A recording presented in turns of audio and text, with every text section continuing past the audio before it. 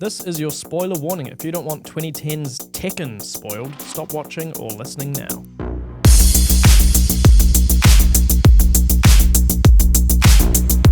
Hello and welcome to Badaptation, where we watch and talk about every theatrically released video game adaptation, their sequels, tie-ins, and whatever else we fancy. I'm your host, Finn, and I'm joined, as always, by my co-host, the film buff, Guy.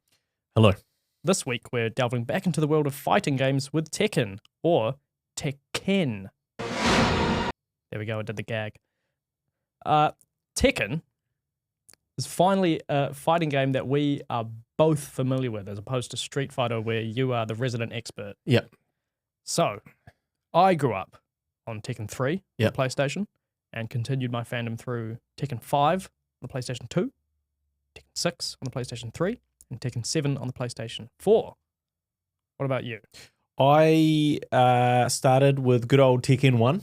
Nice. And it's certainly at the time. So at the time, like, Tekken was kind of like one of the first 3D fighters. Mhm. And it was quite, like, at the time, it was like this huge thing where we were like, whoa, 3D, bro, this is crazy. Now, that kind of did start with actually Virtua Fighter. Yes. But Virtua Fighter, I don't know for people who've played it, is really quite shit. It's very primitive, as they'd say, Yeah. to put a positive spin on what you said. It's primitive, not early and shit. It's what Street Fighter is to Street Fighter 2. Yeah. And even Virtua Fighter 2, which is much better, I feel is still quite average compared to Tekken. This is just my opinion. I just Googled Virtua Fighter quickly, and they're up to Virtua Fighter 5? They got that far? Yeah, they got that far. Oh, wow. But, you know, so when but that was always kind of a Sega-centric game, and then Tekken was for the PlayStation, was kind of there, like, all right, you want a 3D fighting game. This is sort of Namco's version of it, and I always liked it a lot more. And it did blow our minds at the time that we were just like, oh man, Street Fighter seems kind of lame now. Yeah. Because it's 2D. 2D is lame. Look at this. They're in a 3D background. Which even though the fighting mechanics are barely different, except that they can strafe from side to side or side roll. step. Yeah. You know, but it was really actually, you know, quite a long way away from true 3D mechanics, really. Yeah. But the fact that it was 3D graphics was pretty amazing. And so I sort of definitely played a lot of Tekken.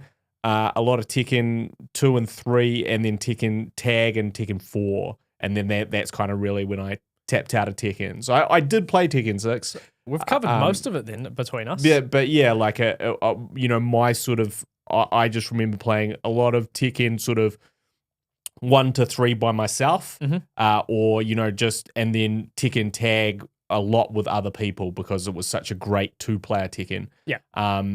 But I don't really remember that much of the story, and I remember that getting into Tekken Tag and Tekken 4 and stuff, I was like, what the fuck is going on now? I've really lost it now. I have no concept of what's going on.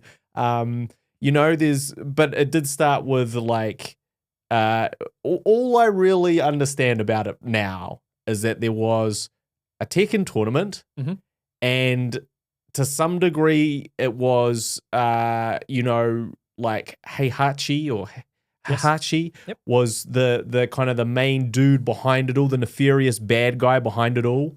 And his son, Kazuya, was sort of coming to right the wrong of or to take over, well, that's what it is in the movie, but I don't think it's necessarily that in the game. It is and it isn't. It depends on the game. Right. They kind of take turns being the bad guys. Yeah. So much so that they're just kind of both different bad guys. He was originally the good guy, Kazuya, in like Tekken 1 and 2. Yeah, I'm not so familiar with the stories in those ones, but I think, sure. Yeah, I just remember getting to like seeing him in like evil version of him, and I was like, wait, what? When did he become evil? Oh, it's because I think maybe he did win Tekken, and then that's when he became evil. I think, yeah, Kazuya won the first one. Yeah. Canonically, and Heihachi won the second one. See, there's an odd like disconnect between what happened canonically and what didn't.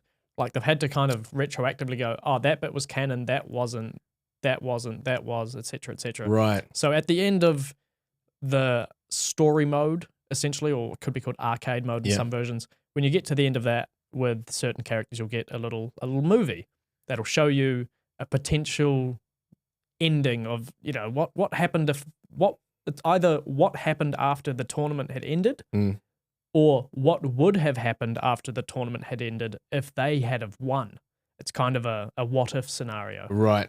Some of them are true and canonical, and some of them aren't, but they never specify in the games which one you're watching, whether it's like, oh, this actually happened, or this could have happened. Yeah. Oh, can you imagine if the king won? What would he have done with all that money? Yeah. Or whatever. So it's just people are quite confused as to, oh, who actually won? Until the next game comes out and they go, after winning the Tekken tournament, Jin decided to, and you're like, oh, Jin won that one. Oh, okay, so his ending counted. Right. Yeah. I guess what I always liked about Tekken over, say, Street Fighter was the throws and the throw variants and the sort of, you know, that type of thing. And like, I always thought those moves were a little bit more creative. Obviously, they borrow a lot from pro wrestling, a lot more than probably any other fighting game. Yeah, especially particular characters. Yeah, with like, you know, as you said, King. Yeah. But, you know, heaps of them do like different kind of wrestling variations and stuff like that.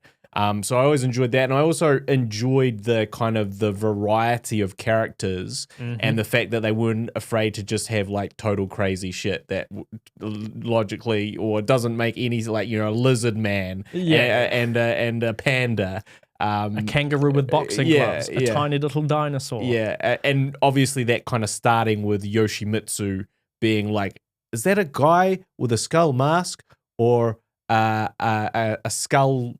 A guy with a skull for a head. I think originally they put, like, in the little manual that comes with the first game, they said he's a space ninja.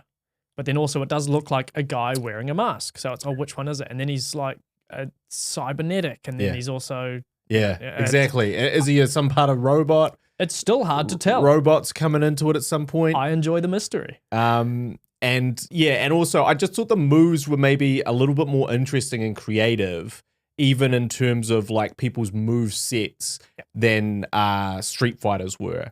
Although the mechanics could be quite lopsided in the sense of some characters were like way better than other characters to use. Yeah. And sort of triggering combos was a lot less about skill than it was about, you know, 10 buttons, 10 of the same button plus one extra button, you know, that type of thing. I feel like, with my experience, that Tekken's a game that's a lot easier to button mash than the others, so it's a lot more accessible. Yes. We're like, you're like, I remember being a kid and getting my mum to come play against me. Sometimes she'd beat me because she'd just go, I'm just entertaining my kid, and oh, well, I won because he's 8 years old and useless. He's also button mashing, but he's pretending he's not. Yeah. I've found the buttons a lot more intuitive than I have for Street Fighter or Mortal Kombat, but that's because it's the one I grew up with, so adapting to the other ones is going to be difficult. Yes, well, I think Tekken is more about button sequences rather than button sequence or a button plus joypad rotations. Yeah. Although, of course, it involves all of those things. Yeah. But yeah, so I always thought it was good. I thought it was way better than Virtua Fighter. I liked it way better than Mortal Kombat. Street Fighter's still my favorite because I'm old school, but fantastic 3D fighter. And I also thought, I don't think I've ever really played a bad Tekken.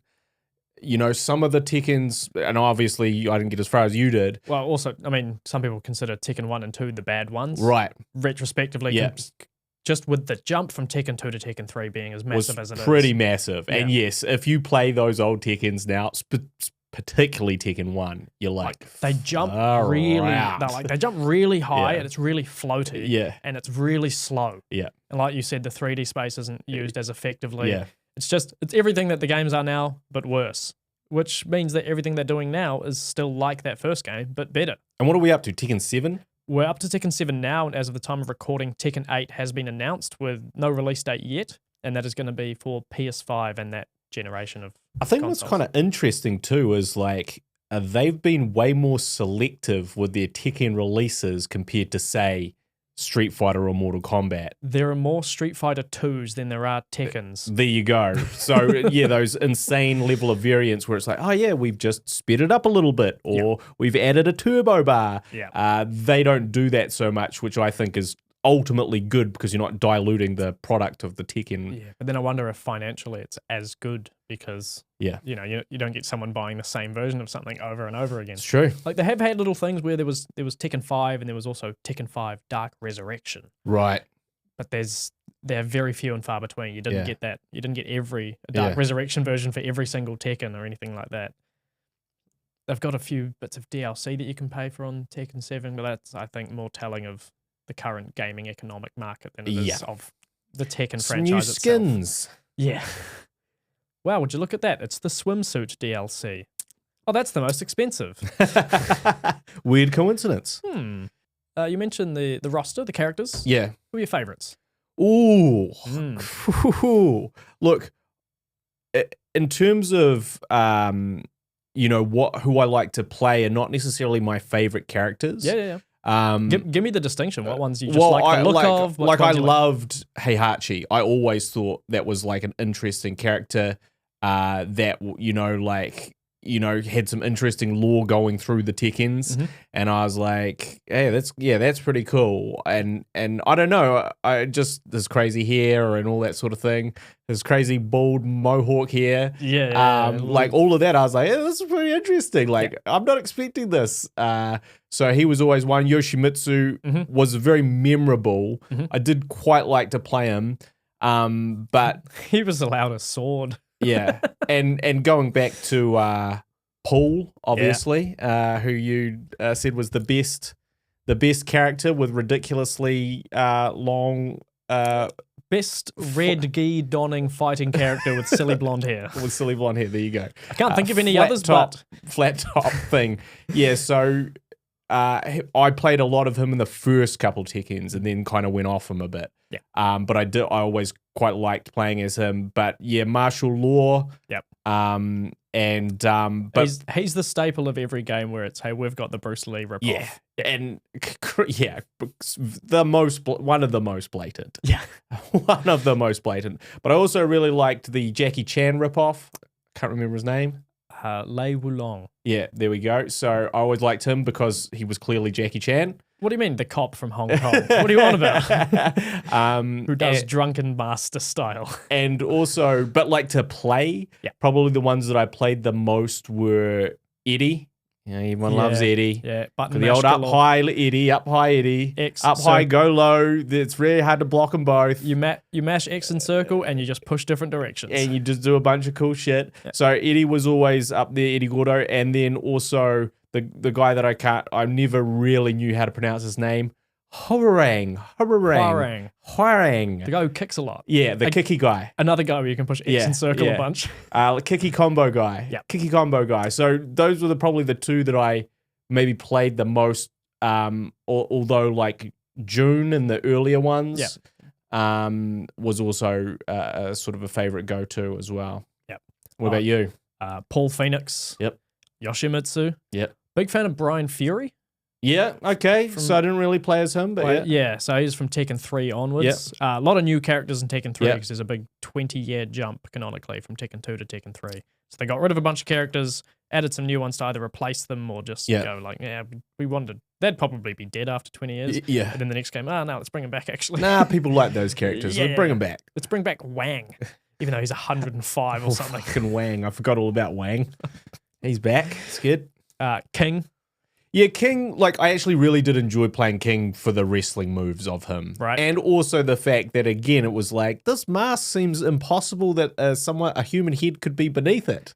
He's one of the coolest looking characters, I think, in any video game, especially for something that doesn't exist within wrestling that's been taken from it. I mean, he's rip-off of Tiger Mask, obviously. Yes. Iconic look, and he just growls at people, so it's like, is that a mask or is it a lion head? What's going on there? Yeah, I'll never explain. If you could accuse Tekken of anything like negative, it's so blatantly ripping off things from real life for their character designs, right? Yeah, and I think every early fighting game did. They go like, oh, we have the woman assassin. We have the ninja. We have the kung fu guy. We have the big American biker. We have the wrestler. But they're very unapologetic, I feel. Yeah, and then they try to give them some nuance later on. Yeah. They try. And Nina Williams. I really liked her as well. Her assassin style. She's got sneaky things Purple going Pants. on. Yeah. Purple Pants, Nina Williams. And big just dick kick city. She loved just kicking in the dick. That's fun. Yeah. But we're not here to talk about the just game. Well, we are. I mean, a little bit. Yeah. This is the one we're finally both familiar with, so we thought we'd bang on a little bit. But this movie that we've covered, Tekken from 2010, the movie, there's a brief synopsis. The movie takes place in 2039, a completely fictitious post-apocalyptic world overrun by corporations. Can you imagine Amazon, Google, a world where corporations have more power or influence than entire nations? That sure does sound dystopian. That sure sounds completely unrealistic. Yuck. Anyway, Jin Kazama is the protagonist whose mum dies, so he must take revenge against the head of the evil corporation that he believes is responsible. That company's name? Tekken. He enters the Iron Fist tournament, wins every fight along the way, winning the tournament, resulting in him obtaining control of the evil corporation in the process. A hero's journey. Yeah, well, there is a bit more to talk about that with that. It is, I mean, yeah. That was a synopsis, all right, on what happens. And their synopsis in the movie begins with, there were some terror wars. After the terror wars, governments fell. Yeah, that really threw me first right off the bat. After the terror wars, governments fell. The what wars? Yeah. Who's the terrorist? Don't ask questions. It's a terrorist, just the terror wars. Yeah, the terror wars. The terror wars. All the terrors were warring. And then terror won the wars against the wars. Yeah. And so terror won. And then the rise of the corporations above the terrors.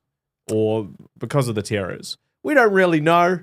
But that, I tell you what, kicking things off with that narration, you're like, wow, that was bad. Yeah. That was real bad. That was really bad. I'm at least like relieved they didn't go the hey, yeah, that's me. You're probably wondering how I got here.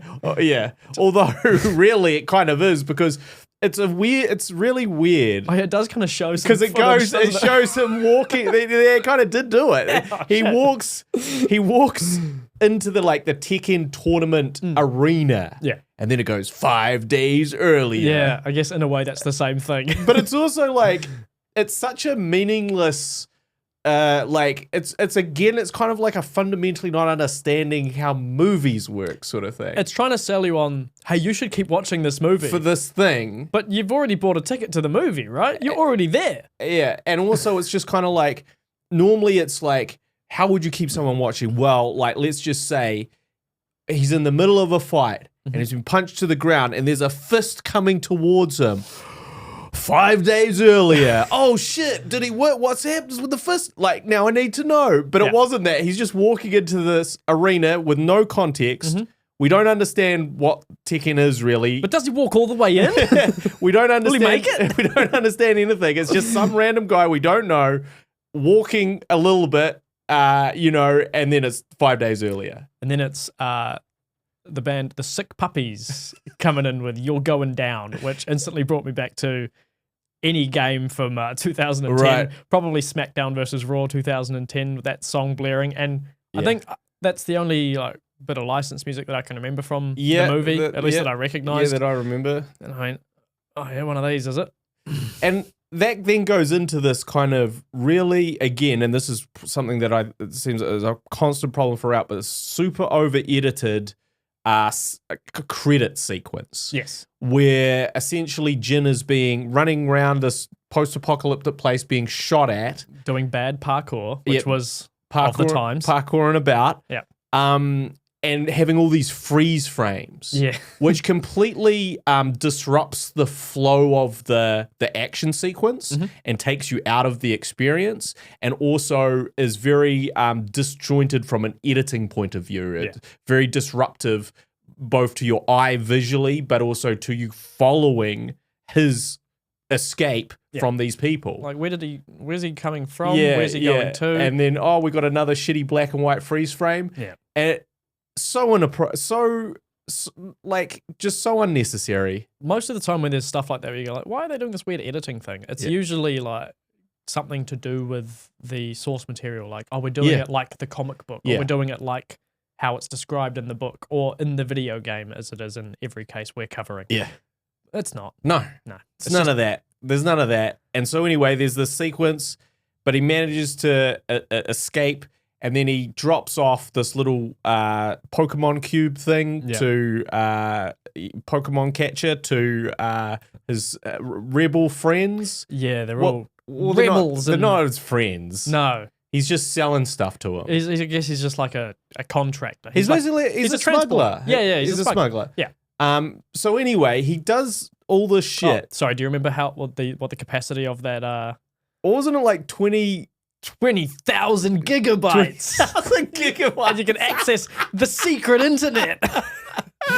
If someone told me they had 20,000 gigabytes of something from the secret internet, I'd assume something very bad. Yeah. Yep.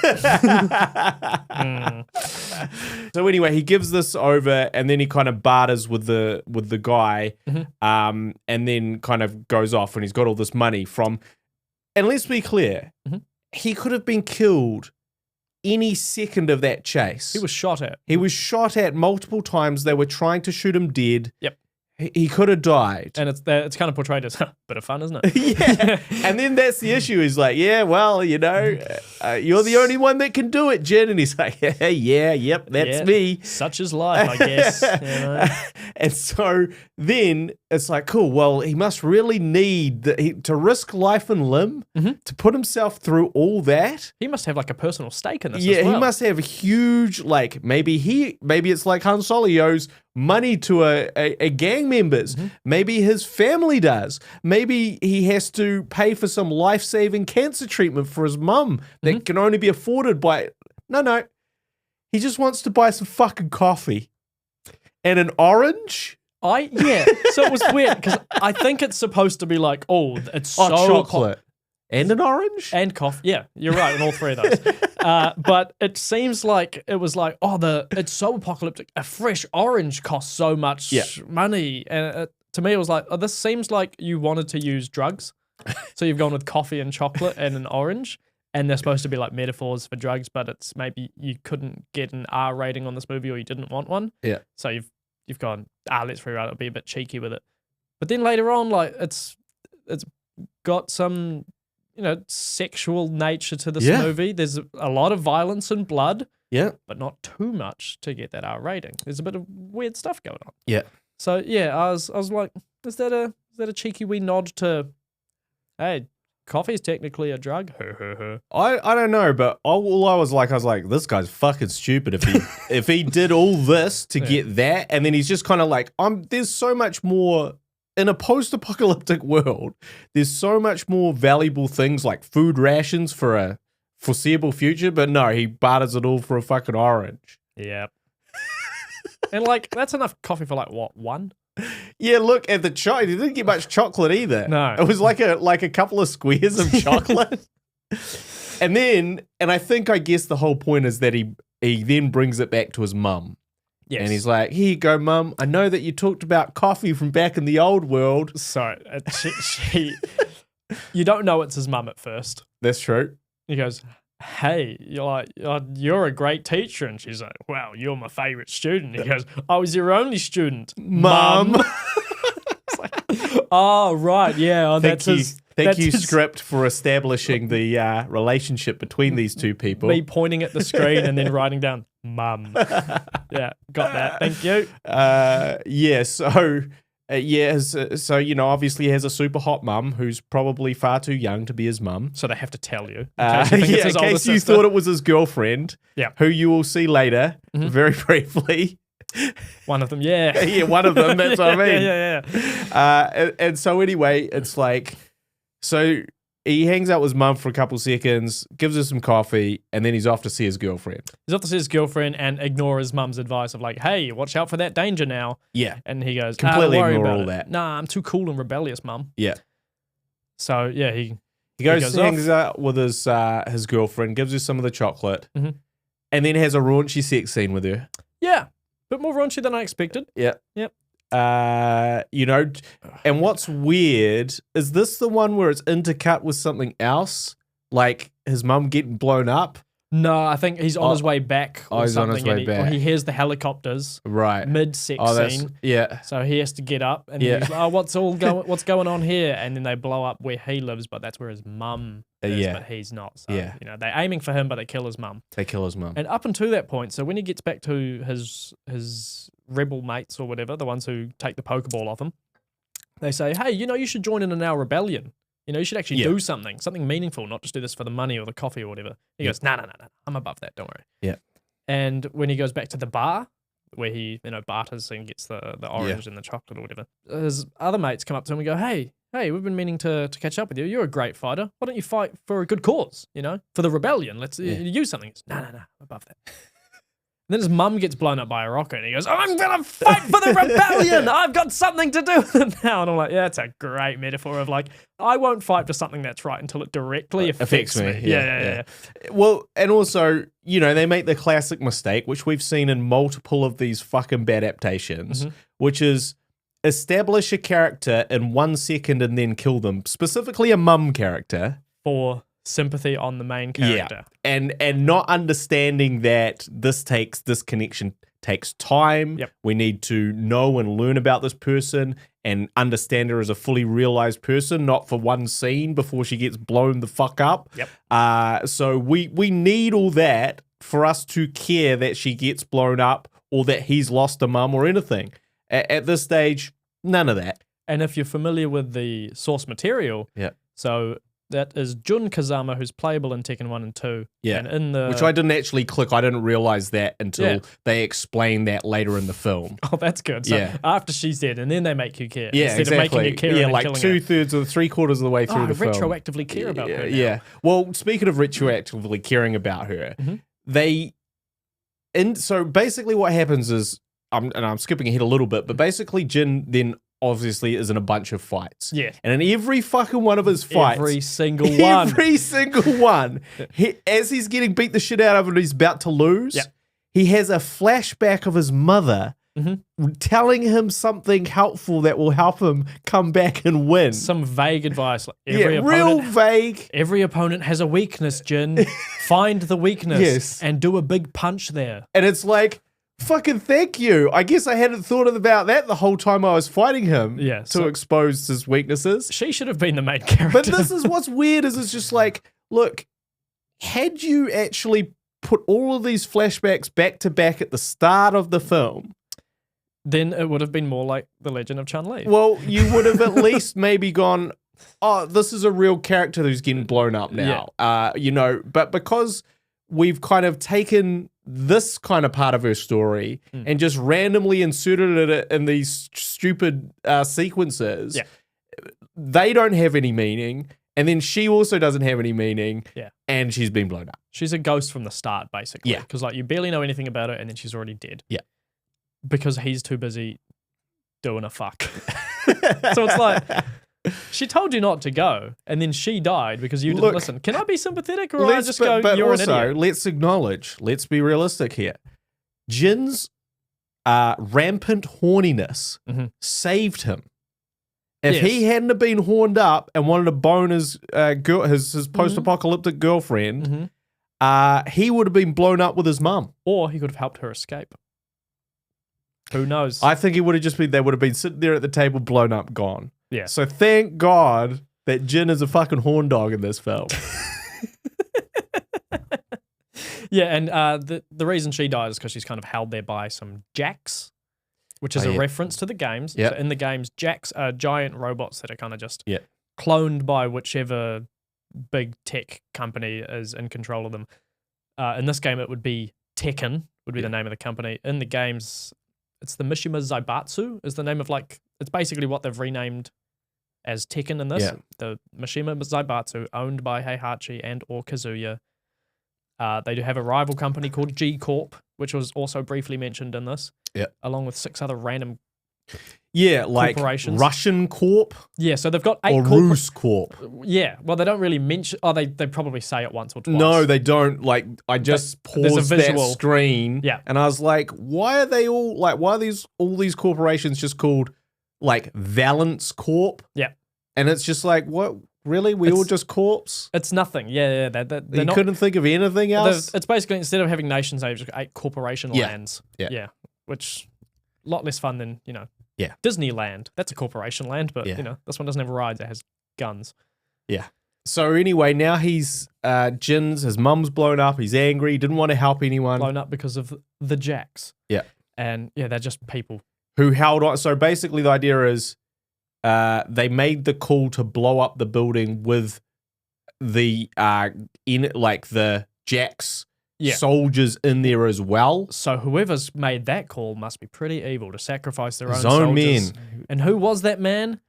Kazuya Mishima, who was, if you know the games, Jin's dad. Yeah. Know anything about the games? Which again, I guess I didn't know that. Right. Or maybe I did and I forgot it. Sure. But I also knew it instinctively as a shitty plot device. Yes. Yeah. Yeah. I was like, I bet that turns out to be his dad. Yeah. You've got the only 2 Eurasian characters in the. Yeah. Yeah. Although Kazuya doesn't have a goatee. Doesn't have any facial hair ever in the games. So right. It's weird that they gave him that goatee. Yeah, that is a bit weird. Considering they went full hog on the Heihachi hairstyle. Oh, yeah, they really. Being as accurate as it could. They really.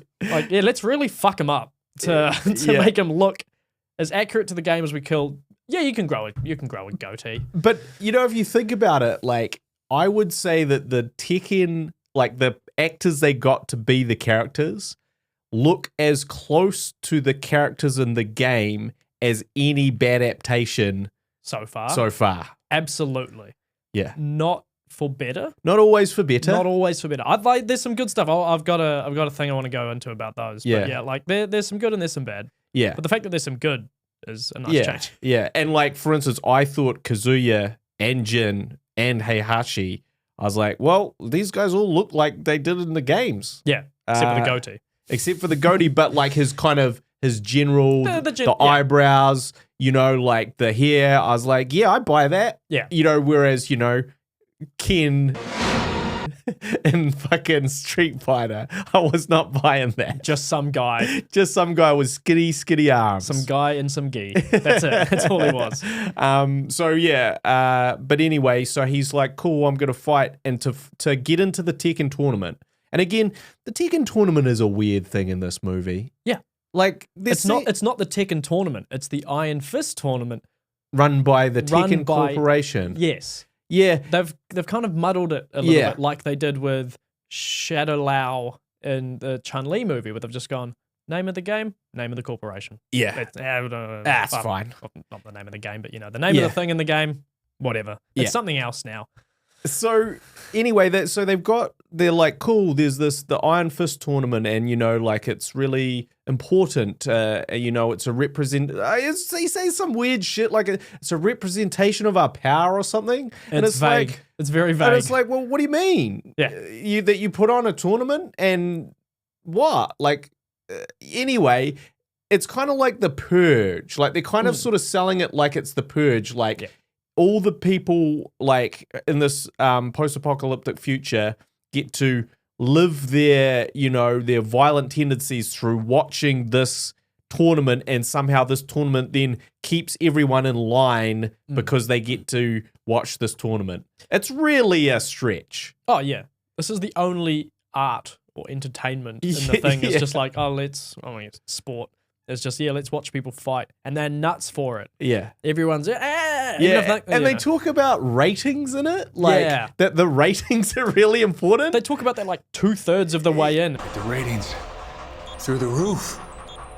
Why are we doing this? Ratings. And it's like, well, wait a second. If you're this corporation that runs, I guess what was America, why do you fucking care if the ratings are good or bad? Yeah, I found it a really weird choice for them to base it in America as well. Yeah. Because the Jacks don't speak English. I'm pretty sure they speak Japanese or some Asian language that I'm not familiar enough with.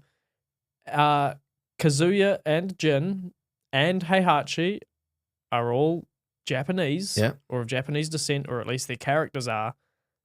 So why set it in America? You have the choice to just go, let's make them all speak English, but we'll just do it in Japan or just a different country. And oh, who's one of the sidekicks? Oh, this British guy. So it's like, Yeah. you've only done it because it's just America-centric. Yeah. But it's weird that they made that choice when you know one of the facts from the little trivia segment we'll do later. Makes it even weirder. Well, yeah, so anyway, he then has to get into this tournament, and the only way you can get it is to become the fighter of the people. And to become the fighter of the people, you've got to beat whoever the fighter of the current people is. Yeah, so it's, in this case, martial law failed to re-qualify for the tournament from last year. So he's been, I guess, like demoted to, if he can beat everyone that challenges him, he's to qualify fighter of again. the people again. And they briefly mentioned that he beat Paul Phoenix in 28 seconds or something. It's just like, let's include his name. Yeah. Ah, you know that. You remember Paul It's Phoenix? cool to reference things. Your favorite character that's not in this? Yeah, we're kind of glad. Can't ruin him if he's not in it. So anyway, Jin then beats martial law, barely, just scrapes by, thanks to a flashback. What is good is the fight. Yep. I like the fight, and I think the reason it's good is because they've got a guy who's very familiar with martial arts in the actor John Fu playing Jin, and also I think it's Kung Lei, who plays martial law, who's like an MMA fighter. Right.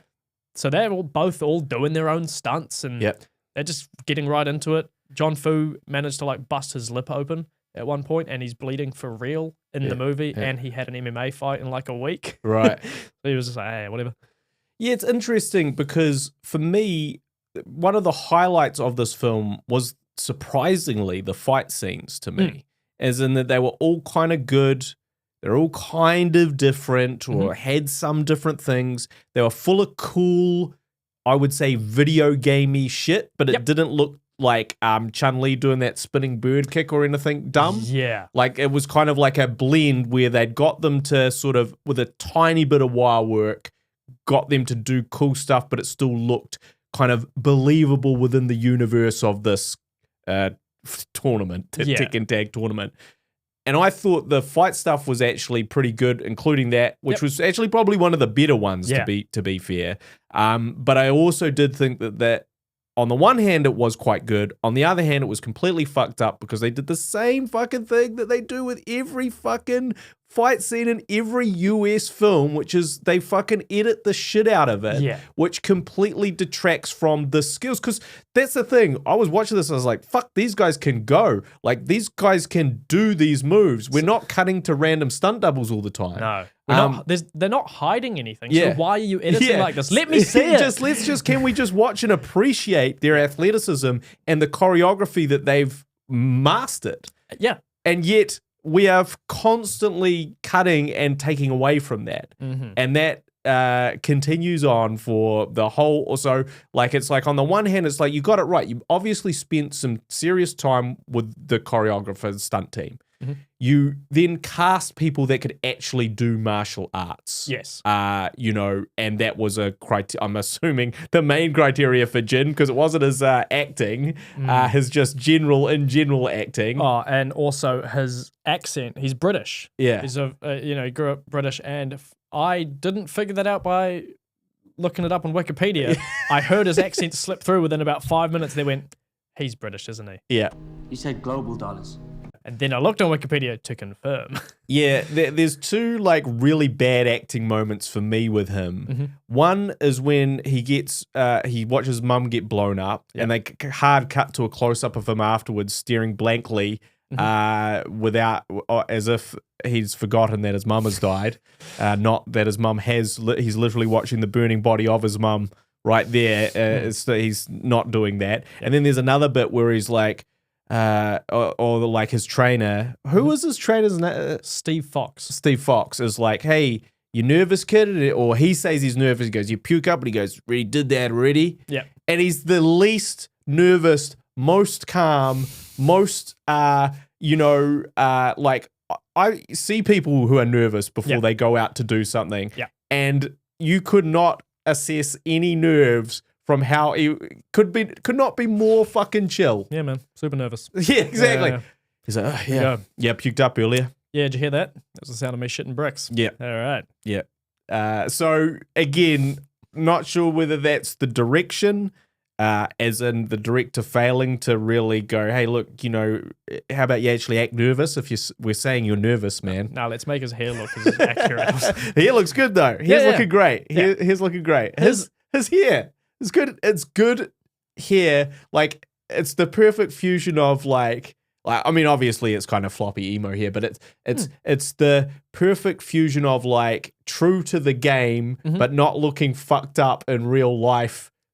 By being true to the game. Yeah, I thought Kazuya's slick back thing, I'm like, it does kind of look like a rough wig, or there's just so much wouldn't even call it gel or wax, sludge, just combed through his hair, which just looked, it just looked uncomfortable. You could tell his goatee was plastered on his face as well. So that looks uncomfortable. And then I saw Heihachi, and I thought, man, no, you look cool. But Jin, I've seen people with his hairstyle, in real life. When I was at school, which would have been around the time this was coming up, there were people just kind of rocking that hairdo because that was, they've seen some anime and they want to look like that. Yep, they want to look like emo cloud-esque. All those things we're very familiar with. Cloud Strife. Yeah, so he beats martial law, and then he doesn't only have the flashbacks back to his mum's training as a kid because she taught him how to fight, but also just a flashback to 20 minutes ago in the movie as well. So great, that's what I need. Just more filler in this 80-something minute movie. Yeah. You don't need to do that. I've been here the whole time. I remember what happened. I was watching.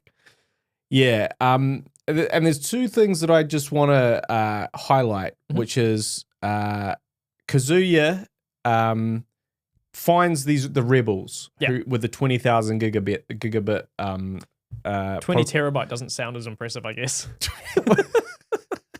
There's another way to say it. What's crazy is that obviously when they wrote that, they're like, what's the most amount of data that is just, we can't even comprehend it. It will never exist in the world. Without sounding ridiculous, like saying a billion. It's just it's really big.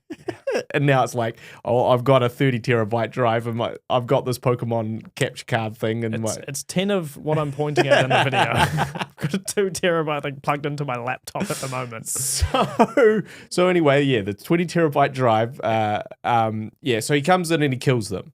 And he says, the revolution will not be televised. Yeah, famous line from a song from quite a while ago. Yeah, from a Public Enemy song. Yeah. Which, if you think about it, just realistically with these timelines, right? Kazuya would have never ever heard of. No, he thought of that all on his own. He wouldn't be listening to Public Enemy when he was a kid or something. No, he's just a genius. There's literally 40 years earlier than him being born in this 2039, Yeah. Great. I was just like, what? He just goes hard, man. What on earth? And speaking of going hard, Kazuya, to kind of release his tension, he's just fucking the Williams sisters. Yeah. Great stuff. Not canonically with the games. So the sisters in the games are mortal enemies. It's kill on sight with them two. That's right. Fucking hate each other. Yeah, I kind of forgot that. There's none of that in this. Yeah. I actually, to be honest, I didn't even realize at that time of the scene, that they were. I thought they were some whores that he, was, that he had hired essentially. Yeah. Or sex workers, as some people might say. But so if it was just Anna Williams, in terms of how the games portray her, she is, she loves to fuck, kind of. I mean, it's, or something similar. Nina is ice cold, kind of I'm an assassin, that's what I do, kind of almost brainwashed. Right. But she just happens to be hot because Japanese men designed her. Yeah. So, but in this, she's the horny one and Anna's just kind of there. Nina's all touchy-feely on... What was weird to me is in that scene, Kazuya is kind of again, through this kind of sex montage, having a little monologue to himself as he has this threesome.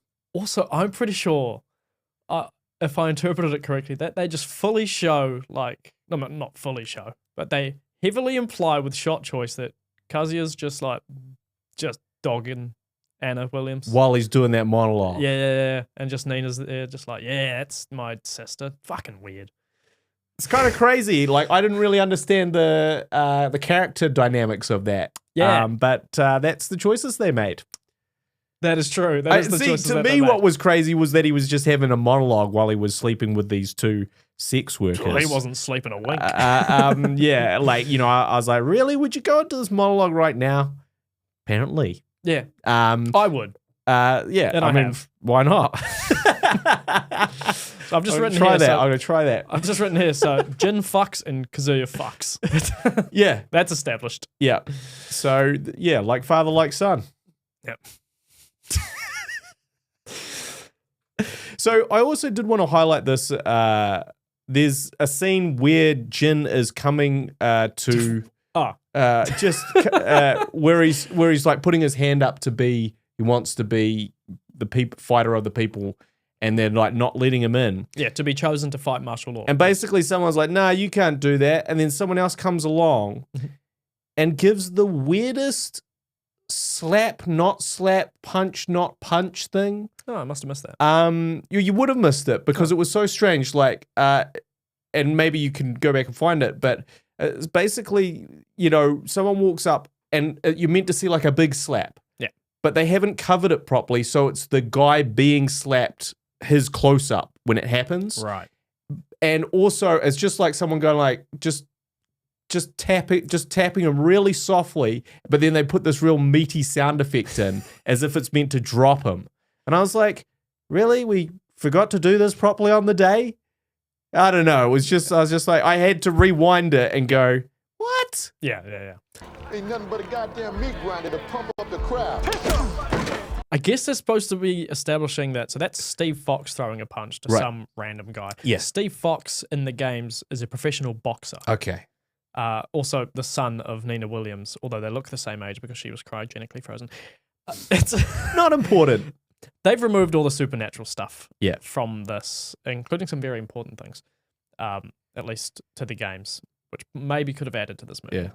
But yeah, I guess they're just showing that he used to be a boxer by doing a weak-looking, good-sounding punch. Yeah, okay. Slap. Okay. Yeah, no, I upon re-seeing that, yeah, that's it's just very strange. abhorrent boxing techniques.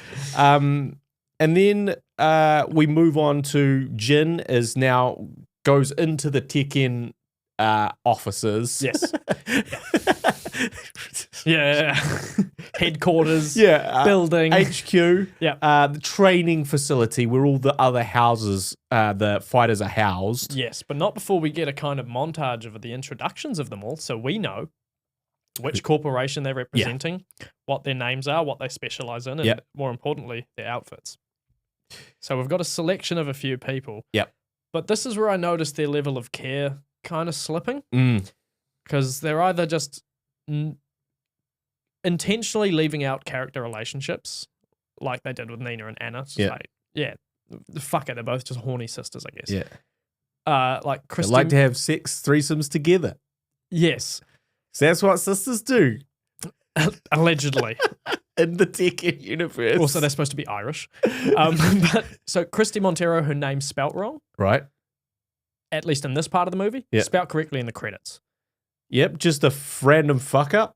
Brian Fury is the opposite, where his name is spelt correctly in this like graphics that they're doing, but then spelt incorrectly in the credits. Really weird inattention to detail. Yeah, and then Eddie Gordo's is wrong in both. And so it's like, what's going on? And look, we'll probably get to who directed this later on. Mm-hmm. And in fact, I did note down his name here.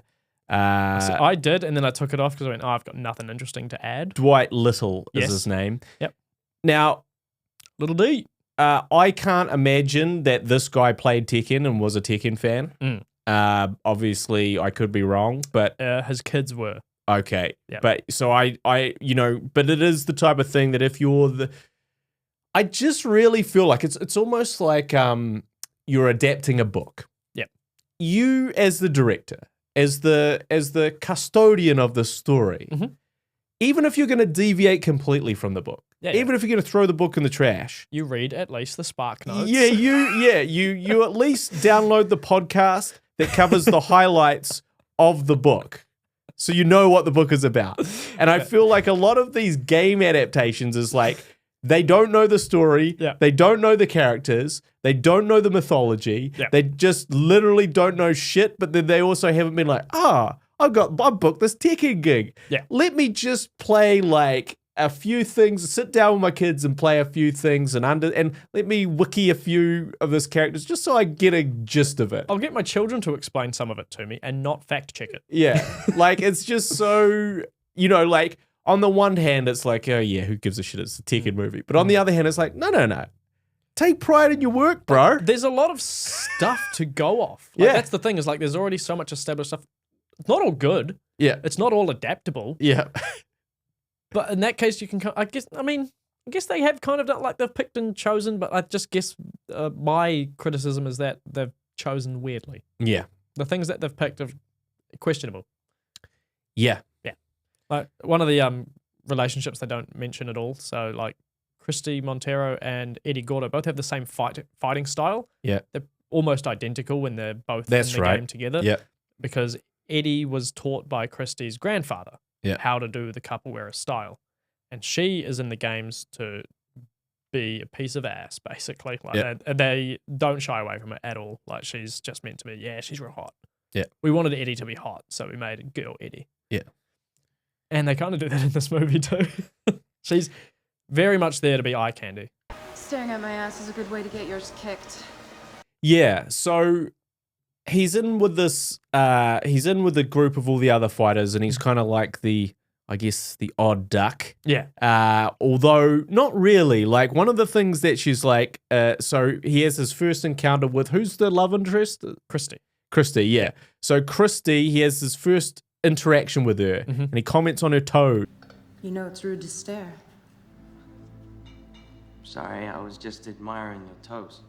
Yeah, fucking. I was gonna bring that. That's so weird, eh?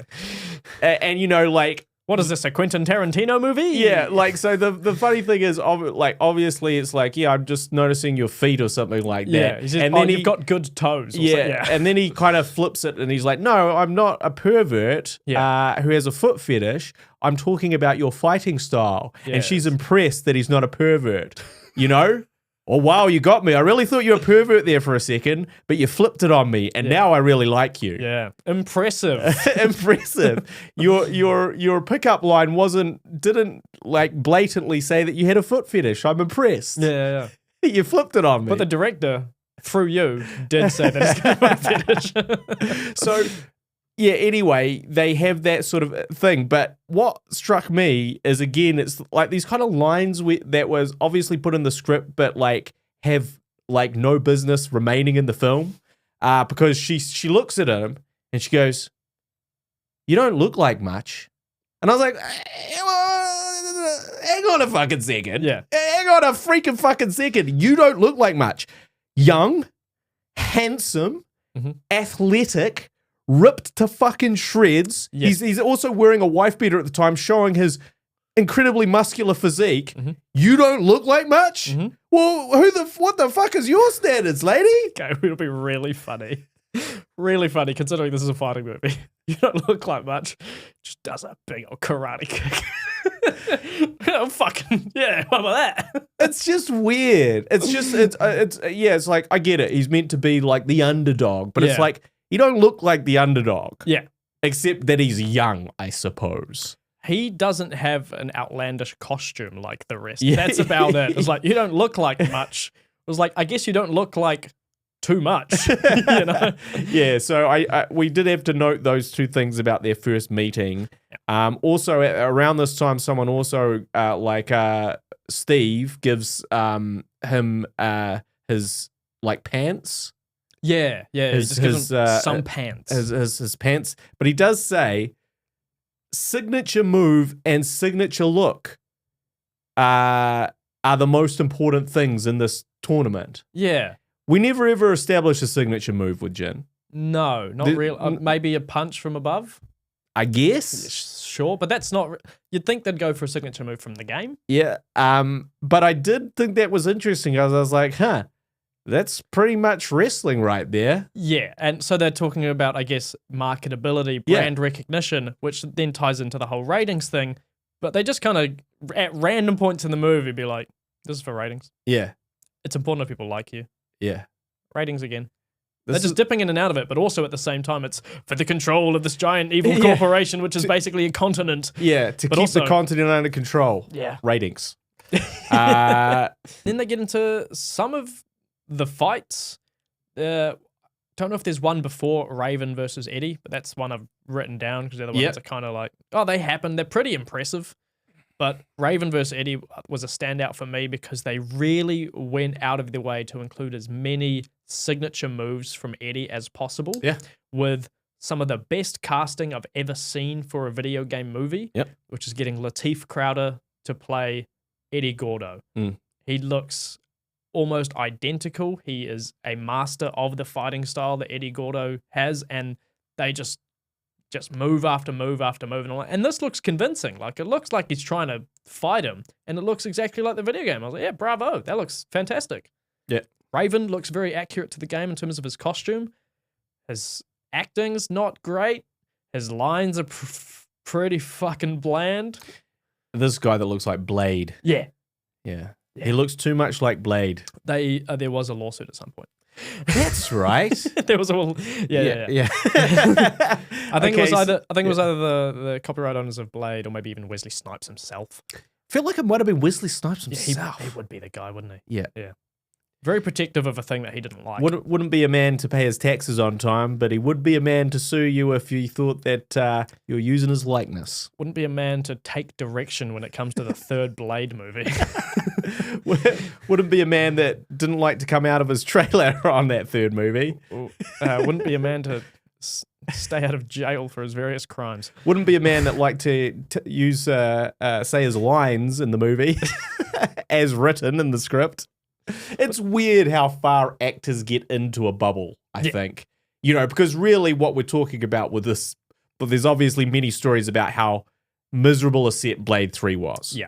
Primarily because of Wesley Snipes. And you can hear a lot of those stories from Ryan Reynolds, who was in that. And the director. Yeah.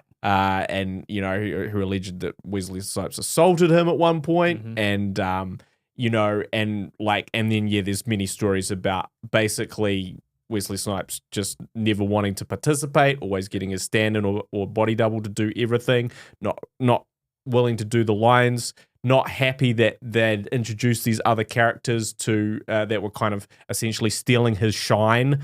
He didn't like that Ryan Reynolds got so many lines. And like he zingers. He just didn't like that he got to talk and take any of the spotlight. And he didn't like that Ryan Reynolds would improvise. Yeah. There's just a whole raft of stories about it. However, so Ryan Reynolds playing that character, Yeah. you know what his instruction was, his direction was for playing that character? It's like, just play, like, you know that comic book character? Who's that one there's always mouthing off? You know that merc with a mouth? That guy, that Deadpool guy? Yeah, just do that. And he did. And he did. And then he went on to be Deadpool, but it sucked. And then he went on to be Deadpool, Again, and it was good. but it was accurate and good. And yeah, fun time. Yeah, so it's just weird. I just think that sometimes actors, you know, that's just essentially, you know that you're the star. Mm-hmm. You know that nothing's going to happen if you act like a shit. Yep. And you know that they kind of require you. Yeah. And at some point you've lost your passion for that particular thing or for whatever reason. Mm-hmm. And that's when you get Blade 3. Yeah. Or episode 70 of this podcast. Episode 17. Now we've got all these fights, and that Eddie one is really quite good. Mm-hmm. And he's sort of, but at the same time we've got this Heihachi Kazuya thing going on. Yeah, a little power battle. Struggle. Like essentially, Kazuya's like, when am I going to get to take over? Yeah. Tekken. He's been named as the heir. Yeah. But he's like, no, now. Yeah, and you know, Heihachi's like, nah, when it's time. Yeah, you're not ready. I'm still the man. Yeah. And that sort of story, which is arguably the most interesting thing in the film. I was just about to say that complete opposite. It's pretty Okay. boring. I'd prefer just more fights. I really liked the dude that played Heihachi. Yeah. I thought he played Heihachi very well. Well, previous to this, he'd played Shang Tsung. Shang Tsung, there we go. Your soul is mine. So I kind of didn't mind all that stuff. I actually thought they kind of played off each other quite well. I thought the acting was decent. And they give him the grey hair, Yeah. which indicates that this is, I guess, around the timeline of Tekken 3 or onwards. Yeah. But because Jin's the main character and he's young and he's doing that, I guess it's around Tekken 3. Yeah. But they also have characters. I'm guessing you probably didn't recognize some of the characters that were in this movie. That's right.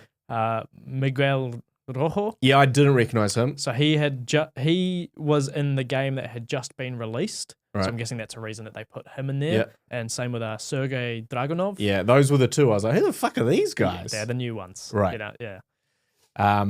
So yeah, anyway, that's going on, and basically what happens is Kazuya turns on his dad. And then it's kind of revealed that not only is he turning on his dad, but Jin is his son, Kazuya's son. Yep. And that he wants Jin like dead. Yeah. And Post haste. he finds this out by going to a character select screen, which made me go, whoa, like the games. Oh. And missed that. He clicks on Jin and just goes like, DNA match? Oh, Jun Kazama. Hey, I remember sexually assaulting her all those years ago. It was also, again, that was the weird bit, which then, so like a little bit later, when he's talking to Jin about it, revealing this, he's like, yes, that you are a product of rape. Yeah, and he's like, yeah, that's one of the ones I did. And it's like, oh, okay. Yeah, and it's like, and I was kind of like, look, I get it. He was a bad guy before this. What's really unfortunate Yeah. is that's one of the accurate things. Oh, really? Yeah, they hinted it. It was just like, okay, it was not, that's interesting. It was not, because he's just always just been this evil being. Okay. And then Jun Kazama was like, oh, is this pure? Just Right. And then, so it was like, so how did that ever happen? And they kind of established what it was like, well, she didn't. It's Okay. like, oh, that's get- really gross. I hope they don't ever try to make him sympathetic at all. Oh, well, he gets a pass then, not for that, but for them establishing this story plot point in the film. It's weird the things that they pick and choose. As I established. Yeah. You could have left that one out. Definitely could have left that one out. Yeah. You wouldn't have been like, oh, no, I feel like he's a good guy somehow prior to this. Yeah. So anyway, they did that. That's a thing. And so while he's looking at the fighter select screen, Jin and Christy have snuck out. They're going clubbing.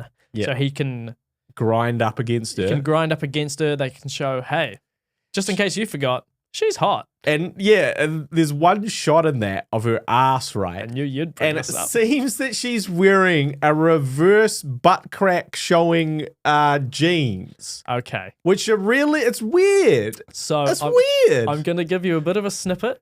I'm going to give you a snippet of one of the facts from the Don't You Know section. Okay. So during one of the costume fittings, Yeah. the actress Kelly Overton accidentally put her pants on backwards. Yeah. The director liked it so much that he had her course he wear did. he had her wear them for the entirety of the film like that. Of course he did. And added on to that where I found that bit of information was like, this was a trend back in those days of like butt cleavage. And I'm like, yeah, I must have missed that one. Well, I do remember butt cleavage It as sounds- a thing at one point. But I was also, when I saw this, I was like, what? They're on backward. I Yeah. really was. I was like, wait, was that like, did they custom tailor the back of that to show her crack? Yeah. Well, no, she's got them on backwards, but And at another point, she tells Jin, like, hey, by the way, like checking out my ass isn't going to help you Yeah. with your fights, by the way. And he's like, And he go- he just, and then he kind of casually looks away. yeah. Cool. He's too cool. Yeah. He's too cool. Even when he's caught perving, he's too cool. He's too cool. He's too like casual. Yeah. You He's know, just that's the thing. not even worried. He's really passionate about getting Yeah. back at the people that killed his mum. Everything else, I'm too cool. So, I'm too cool to stay loyal to my girlfriend. well, I was so going to just- say, that brings us to the next thing, because all of the shenanigans lead to, do they end up having sex, or does he get attacked? No, so they make out in the Yeah. club. They go home, and he wants to go further, and she's like, "Nah, we've both I've got, got to fight tomorrow. Yeah, so she leaves him, and then then he gets Attacked by assassins. attacked by assassins in the night, and you can't. A weird editing choice again, where Oh, they the worst. strobe instead Yeah. of having them move like in the shadows, they strobe the lights, and Yeah. so like I don't know what's going on. You have no clue what's going on. It's such a disjointed thing to watch. Obviously terrible for anyone with epilepsy. Yeah. But also, like, we see this in movies quite often, these strobing scenes, especially at like nightclubs and stuff, which are action scenes, because you can get this really interesting effect where the strobes kind of pop on and kind of pause the action, like not pause it, but almost slow down the action. It's almost stop motion. Yeah. And it makes everything look really interesting. Yeah.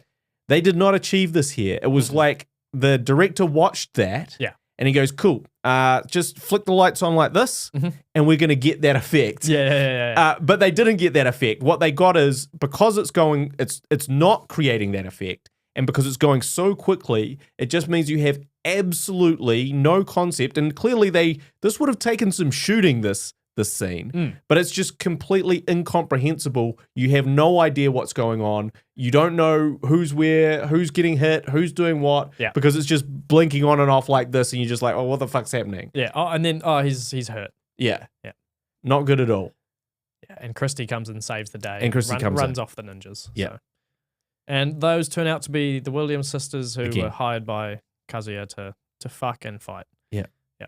Which is weird. So Anna doesn't fight, and she doesn't have a fight. She's in the tournament, but she never has a fight. But that kind of makes sense because there's 10 fighters. How do you do a tournament with 10 fighters? It's not. Yeah. You could do it with 8. You could do it with 12, maybe. Yeah, it doesn't. Yeah. Can add up. Yeah.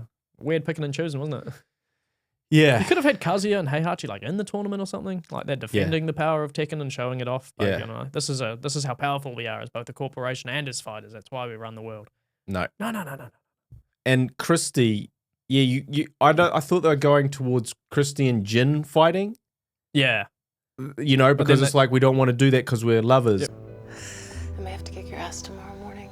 And then they don't do that, and then it's like, well, because they would have had to fight each other to the death, because midway through when Kazuya takes over, Yeah, they didn't know that at that point. They wouldn't have known that. But it would have made perfect sense for him to orchestrate that. Yes. But he doesn't do that. Yeah. And Christy kind of hints. So she fights Nina the next day, and he says, "Hey, I think she was one of the assassins." So she's like, "Ah, good to know." And you know, she kind of teases her during her fight of like, "You tired from last night? Were you up late?" Yeah. And then she beats her. Yeah, and she says something at the end, like something like, "I don't like to share," or some shit like that. I mean, he doesn't mind being shared. You just don't know about it. What's fucking weird is like, at no point does he go, "Yeah, hey, I know you're real sexy and I love this butt crack thing you got going on. I love plumbers. I love this plumber's crack thing that you've got going. It's really working for you and you're hot as hell. Unfortunately, but I've got a girlfriend. I've got a girlfriend who I literally just fucked like last night. And she's also watching me and rooting for me throughout this movie. Yeah, so I feel bad. And I never reunite with her. I feel bad and I feel obligated to tell you about that. Yeah.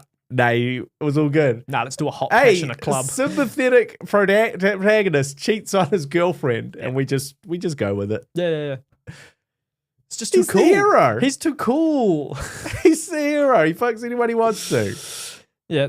Speaking of things that are fucking weird and hard to root for. Yep. So Yoshimitsu. Yep. Is introduced. Yep. And he looks honestly way cooler than he should. Yep. But we mentioned he has a sword. Mm. And so in this, he just has a sword. I actually did write this down. Yeah. Which is like the rules of the universe, the world, the people, and the fighting tournament are completely erratic and not consistent. Yeah. And this fucks everything up because as soon as he reached for that sword, I was like, wait a fucking second. Yeah. How can he have a sword that this is clearly Iron Fist tournament.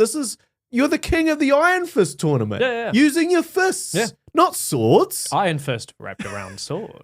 And I was just like, wait, so he's got a weapon. And then I was like, wait, so he's going to fight him with a weapon? Can we all just why doesn't someone just pick a gun and start shooting? Like, what the hell? And then Jin does get a weapon as well. Yeah, they let him have one. And it's just like, but what if he has no experience with weapons? Yeah, you know? I was just a master swordsman versus a guy who just picked up a staff. Yeah, I was just like, oh, this is dumb. Yeah. Yeah. And at that point, I'm like, well, that just means that Yoshimitsu wasn't really a master swordsman then, I guess. Yeah. It was just clearly established that there's no weapons. They've had so much of this tournament by that point that they couldn't do that, and they did it. I think they've just chosen him as a fan favorite. Yeah. And then kind of just gone, oh, how do we let him keep the sword? Because the sword is part of him. Like, it's an iconic part of what he does. And it has always been weird. Because Tekken is a fight to knock out. Yeah. You know, when you win, it's KO. And Yoshimitsu's cutting up fools. He stabs. He's literally impaling people until you're through unconscious. the stomach. Yeah. Yeah. And himself. Yeah, I forgot about that. Yeah. So that's a move. And it's always been to KO.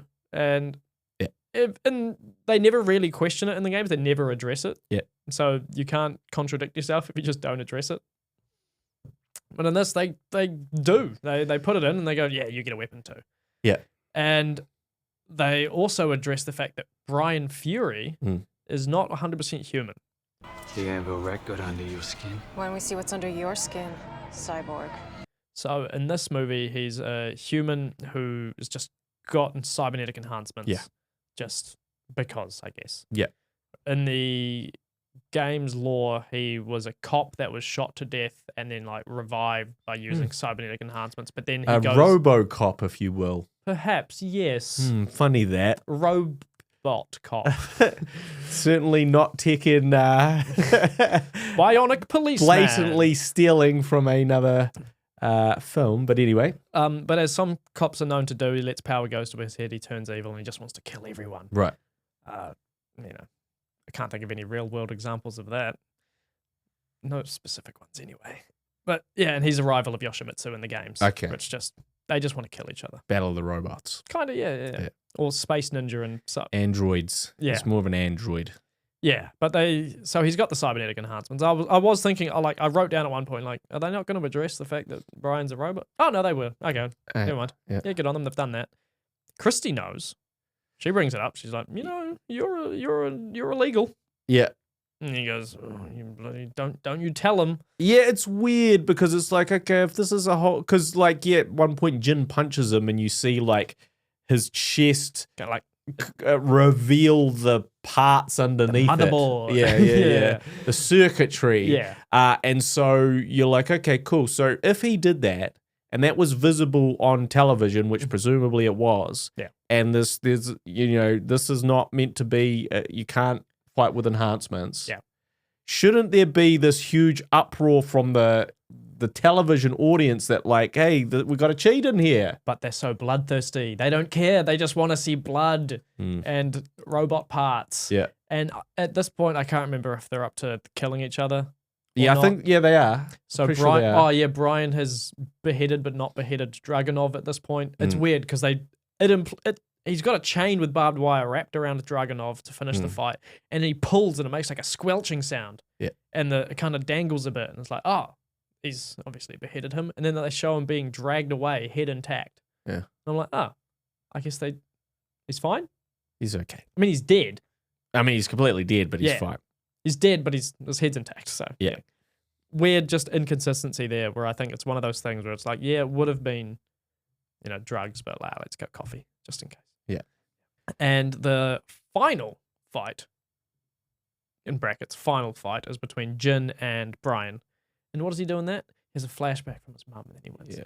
From his signature big jump punch. Jumping fist. He jumps from he just climbs this tower. Well, that's huge. Oh no, he kicks him as well, actually, from that. So that's not even his. But that's not a signature move. But he that's how he beats him with that punch, right? I think maybe.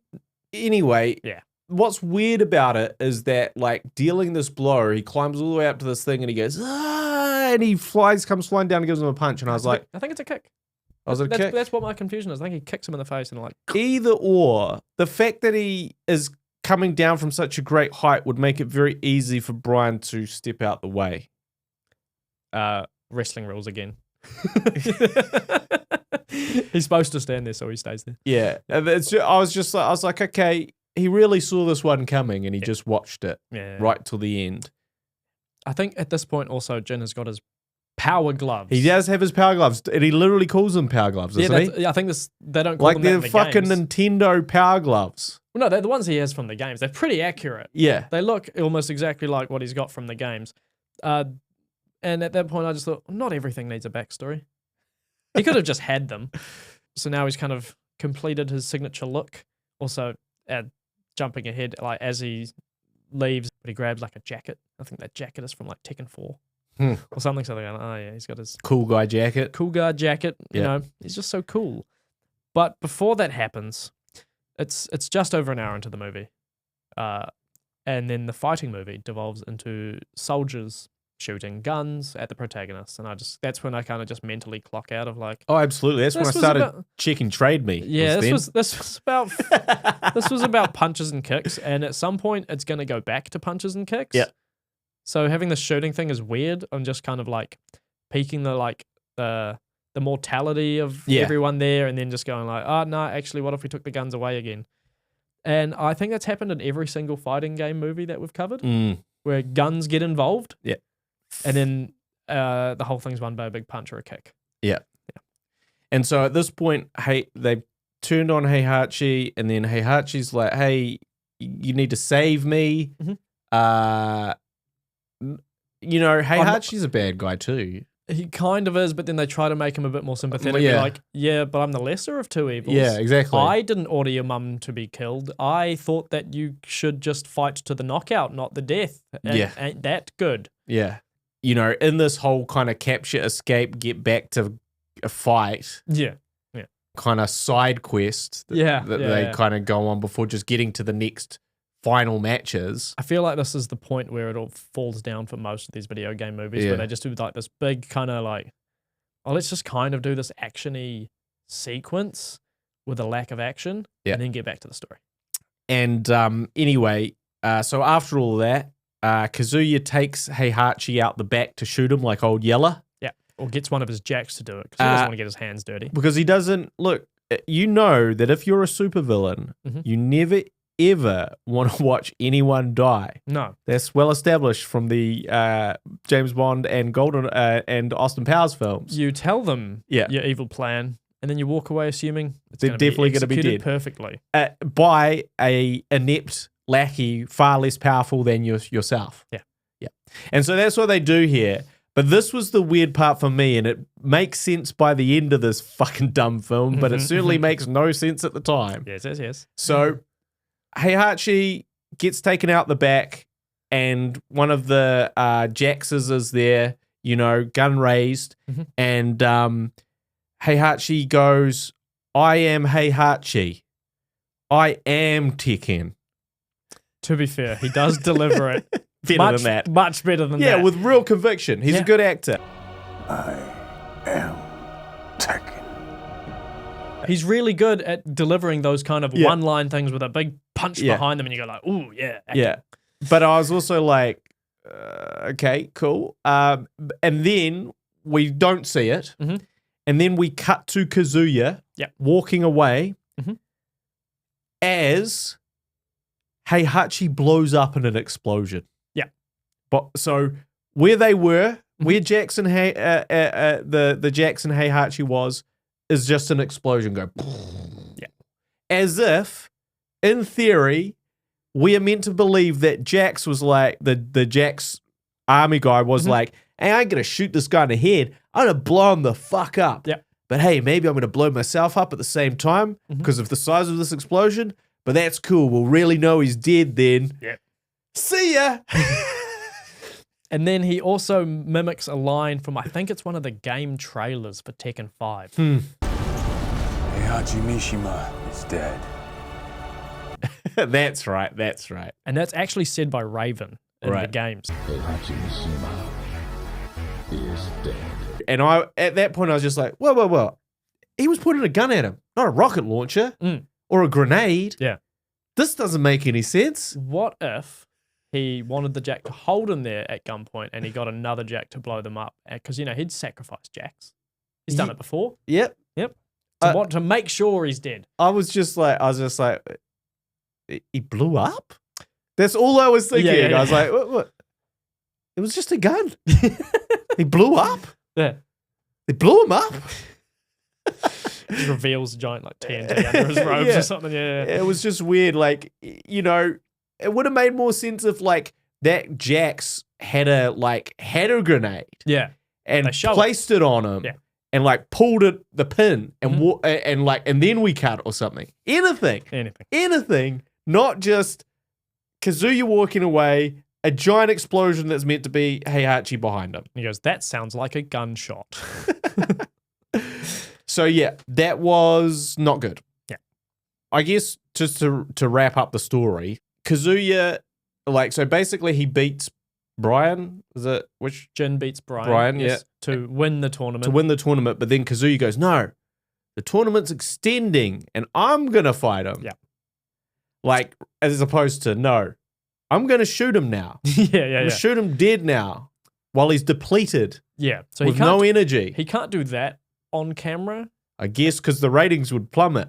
Oh, they'd probably increase, but he'd be a bad guy. Well, they blatantly. they would increase and probably, cast fear into the heart of all that dared to oppose him. Yeah. But let's not do that. Let's actually have a fight. Yeah, let's do a punch kicky. And so he fights him and he loses. Yes. Kazuya loses. Yeah. So Jin beats Kazuya to win the Iron Fist tournament ×2. Yep. And now he kind of owns Tekken. Yeah. Sort of. They don't really... Yeah, I think they do. Because it's on TV. Do they and he did explicitly it, say that he owns No. Tekken? I don't Or think... is just seen as powerful Oh, by actually, Tekken? they might say that. No, they do. They said in the narration. Ah, yeah. Okay. It's coming. Yeah. So anyway, what's her name? Christy. Mm-hmm. Goes, wow. Awesome job, Jin. Yep. What are you going to do? And he goes, me? I'm going home. Too cool. Your home is fucking blown the fuck up. Yeah. What the fuck are you talking about? You can't go home. You Yeah. don't have a home. You're homeless. He literally kind of said that, earlier when Steve was like, hey, you need any extra things? Yeah. I get the feeling like you probably don't. He's like, yeah, no, I don't really need anything else. Got any spare mums? Yeah.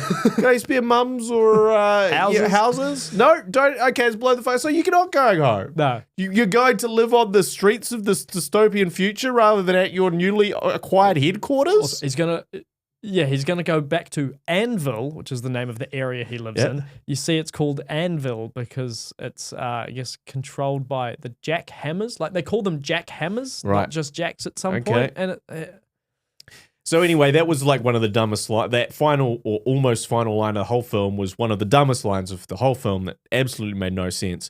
But then kind of going on from there, after that thing, he steps out into the street. yeah, And he sees this row of soldiers, the Jacks, staring at him.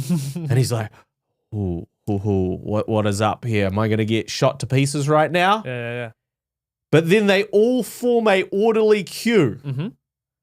And then as Jin warily walks past them, they raise their guns and salute Yes, in solidarity. while emotional music plays as if this is a huge thing that Jin is now like, we should be moved to tears by the fact that Jin is now the head of this evil corporation and these evil guards that have murdered many, many innocent lives respect him. Mm-hmm.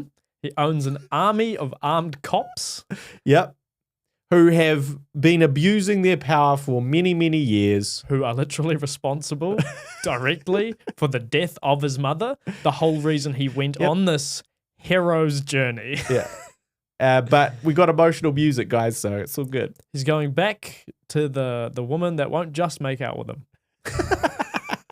He's going to look for his girlfriend, hope that none of that that funny business with Christy was caught on camera. Yeah. And that's the end of the story. Mm-hmm. But it's not the end of our review because we've still got your favorite segment, Worst Hair. Yeah.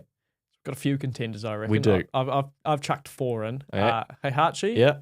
for game accuracy. Yeah. This is actually why it's one of the worst. Kazuya for his sludged hair. Yeah. Brian Fury for this weird dye job. It's kind of like a purpley Yeah. grey. Yeah. Yeah. And Raven. Oh, yeah. Raven's one was not good. Accurate, but just looks weird on screen. Yeah. So to me, it's Brian actually.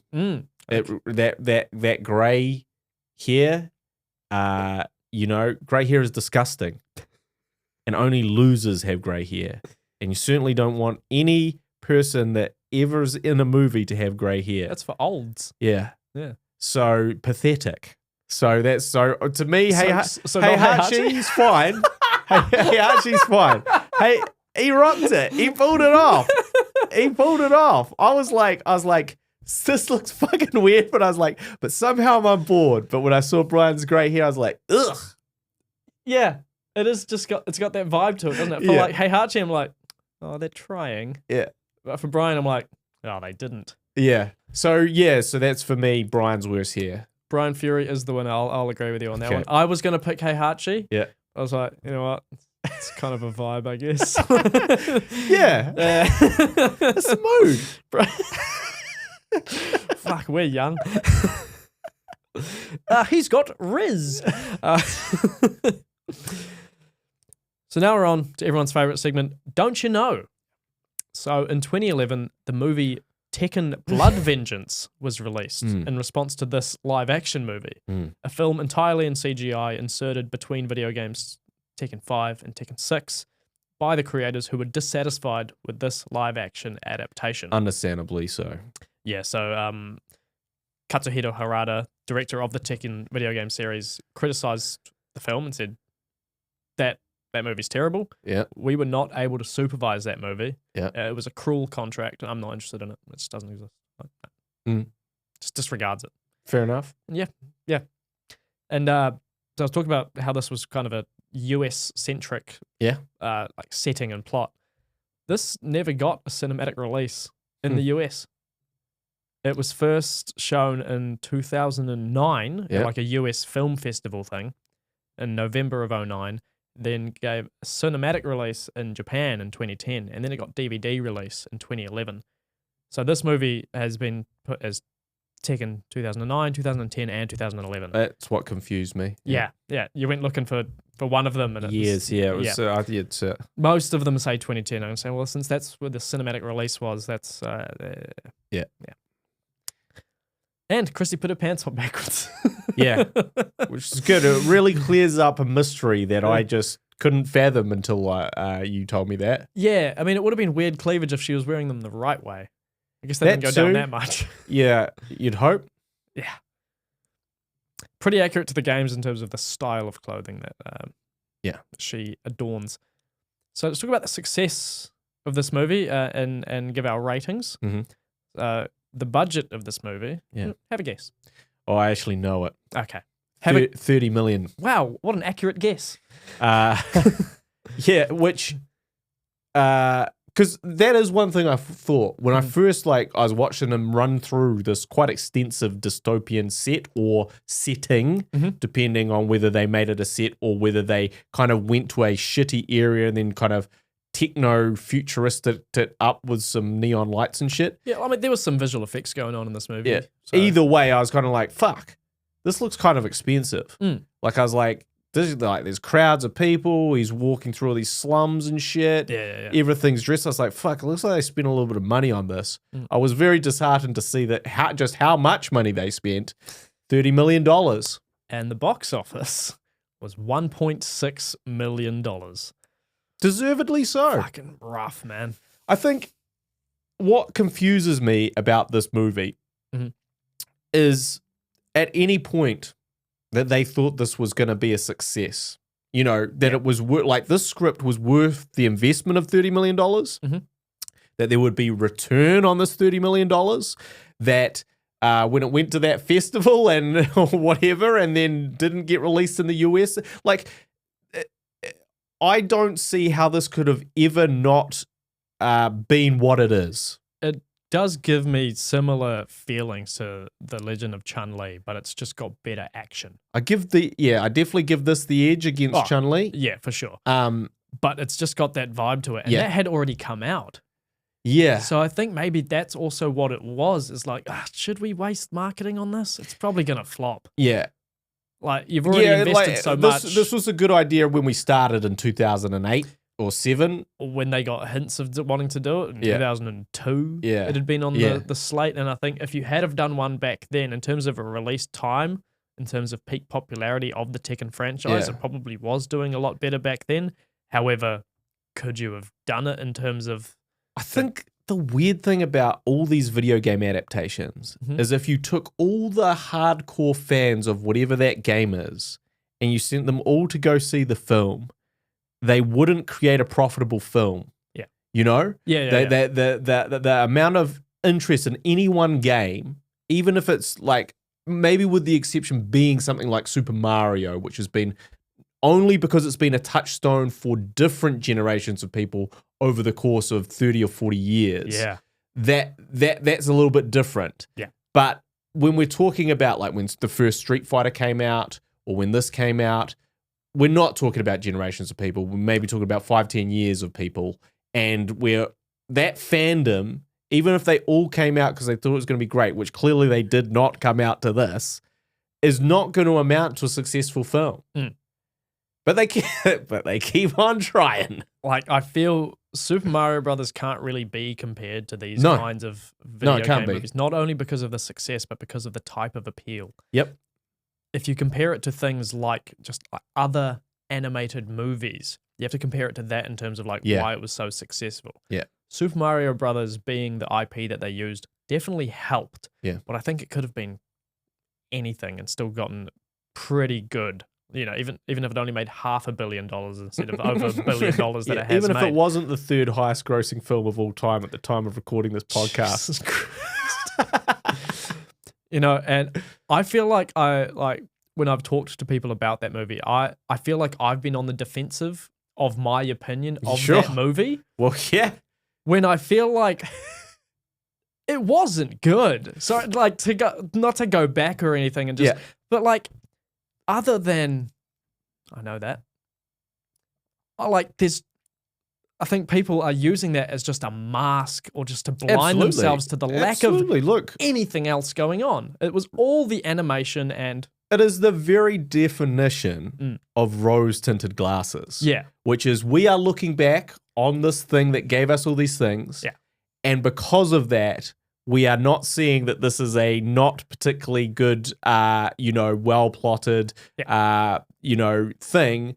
We are simply being hit with that, and that is making us feel good, and that makes us think the movie is good. Yeah. So I don't even think that's rose-tinted glasses. Like, if you were to say, the first Super Mario Brothers game is one of the best video games of all time. Yeah. I haven't played it since, but I just know that it was. Like, this is looking at something current. Yeah. And you're right. Using nostalgia to mask that. I guess the rose-tinted glasses is being created by the nostalgia. Yeah. Movies at their best are telling good stories, and it just didn't tell a story. Yeah, no, it's not doing that. Telling a good story. It is just it's fireworks. Yeah, it's bright colors, loud sounds. I know that sound, but unfortunately, Finn, if we just take away the nostalgia aspect, you could be talking about a lot of Marvel films. Yep. You could be talking about a lot of big action films of the last 20 years. Yep. So it may not be Super Mario's fault. No. But it is certainly the fault of us as an audience that we have become much less discerning about. Like, it used to be that, okay, we need an action movie. We've got to have we've got to have good other things, not just action. Yeah. Now it's like, hey, the action was good, right? So it was good, right? Yeah. And there is definitely a lot of, like, I'm sure, not like, if you'd ranted and raved on Twitter about it or whatever else, people would have sent you that meme, like, relax, just let people enjoy things. Yeah. Like, your opinion about being discerning is not valid. You should just, like, and there was a lot of that with just straight off the bat, and I'm gonna shit on it right away, but like Thor: Love and Thunder was like, no, this is just a big fun silly thing. What do you expect it to be good? Oh, I'm sorry, pal. You're really barking. What the fuck's wrong with you? Yeah. And it's like, well, aren't they supposed to be that too? Yeah. Oh, okay. no, sorry, loser. So Get the fuck out of here. I completely agree with you, because it was like, what did you expect? And I'm like, I expected it to be as good as the last Yeah. Thor movie Yeah. because I enjoyed that. Yeah. Like, no, this is a comedy, not an action Marvel movie. And I went, but it's the least funny one. Yeah. It fucking sucks. And all the jokes are really strained and not working in the same way that they did. I wanted to like it. Yeah. Super Mario Brothers wasn't as that invested. I'm just like, oh, it's just a movie I'm going to Yeah. watch. But Thor, I'm like, I really want to like this. Yeah. Like Taika Waititi, I've Yeah. enjoyed his work previously. And Absolutely. then I just watched that and I went, oh yeah, big fucking goat's making some noises, isn't it? Oh yeah, fourth time it's doing that. What's the payoff? None. Cool. It's really weird. It's almost like was that the tipping point of essentially a director not giving a shit about this particular film he was doing, or a director being overwhelmed with a multitude of projects and not being able to give it the focus or not having the same drive to excel in the way when he was given it originally with number 3. Yeah. You know, where he was like, yeah, look, I'm going to put my flavor on it. I'm going to have my spin. I'm going to bring a bit of Kiwiness to it. I'm going to do all these things and I'm going to fucking prove that could be great. Yeah. Whereas this time around, he was just like, well, they give me a lot of money. Or I'm really busy with some other stuff and I can't give this the appropriate thought. I'm contractually obligated to have done these 2 movies because that's what I signed up for. I put all the effort into the first one. I had nothing else going on. Yeah. The second one, fuck, you guys are being so controlling. Yeah. Because that's the thing that happens with a lot of Disney and Marvel movies. You hear a lot of things about, the director left the project because they were being micromanaged from higher ups. And he probably went, well, I don't want to miss out on the paycheck. Yeah. So I'll just, fuck it, they can do this movie. Yeah. I'll just do the bare minimum. They can have this shitty movie. Oh, you got Christian Bale in? Cool, I'll waste him and his completely talents. waste him. Yeah. Oh, fucking. Russell Crowe? Yeah. Hey, do that Greek accent we love. And then go on to be the Pope's exorcist and fucking ruin any podcast I'm trying to listen to by having 3 ads for the Pope's exorcist. I don't want to see it. Fuck off. Can't wait to see it. But we're getting sidetracked here. Yeah, a little bit. But you're right that, you know, like, I don't think this movie could have ever been successful. No. I do think there's a reason that Super Mario is successful, but it's not because it's a good movie. It's McDonald's. Yeah. It's McDonald's. It's like, we all know the brand. We know we can get it anywhere. That's the thing. We the red and the yellow and the Ronald McDonald. And I had McDonald's when I was growing up. Yeah. Is McDonald's the best burger place anywhere? No. Yeah. But it's always the most successful. Yeah. Can't beat a triple cheeseburger, especially if you get the get a double cheeseburger anywhere else. triple cheeseburger plus you got to get the buns steamed. That's the key thing. All right, we'll chuck that in a recommendation. Triple cheeseburger. Yeah, that's my recommendation. I don't have anything related to Tekken, but a triple cheeseburger from McDonald's with steamed buns. Do you have to ask for that Chef's specifically? kiss. Yeah, you have to ask. I for don't like the ones buns. that they have them like the filet of fish burgers. I think that's what they use. Yeah, I don't know if because I don't eat filet of fish, so I'm not an animal. But so you have to ask. That's the key. Otherwise, the dry regular McDonald's bun, not going to work. So that's my recommendation for the Tekken. If you like Tekken or you want to know more about Tekken, then go to McDonald's and get a triple cheeseburger with steamed buns. Alrighty. You're welcome. Yeah. Any other factoids we got? No, it was just more of just the movie didn't do very well. Well, look, I'll just throw one more in here. Yeah, sure. Because we did mention Dwight Little being the director of this. Sure. And I'm kind of like, I was talking to you off air, but like when I see these horrific video game movies, I'm like, what's happened to all these people? Yeah. Because frequently they're not around, as in they're not like visible in other stuff currently. If you Google or look up on Wikipedia or IMDb and it says, blah, blah, blah is an actor who was born and raised in yada, yada, yada, born in da, da, da, da, da. They are mostly known for, and if it's one of these movies, it's the first one, I stop. They're not in anything, they're not in anything else. So anyway, I was like, who are these directors? Yeah. Like, we know Uwe Boll. Yeah. We know his racket. We know why he's doing this. And Paul W.S. Anderson. Yep. Those are the two. Yeah. What's going on with the rest? Yeah, exactly. Yeah. And so I Wikipedia'd this Dwight Little, and I was like, he's actually like, I guess what you'd call like a journeyman director, someone that has consistently worked for like 30, 40 years and has done kind of a variety of weird things. Yeah. Anyway, but there was two things that struck out to me in this storied career. Yeah. The first one being Free Willy 2. Oh, yes, I did. Oh, why didn't I write that down? Yeah. Which was actually a pretty decent sequel. Sure. I mean, not bad and probably quite successful.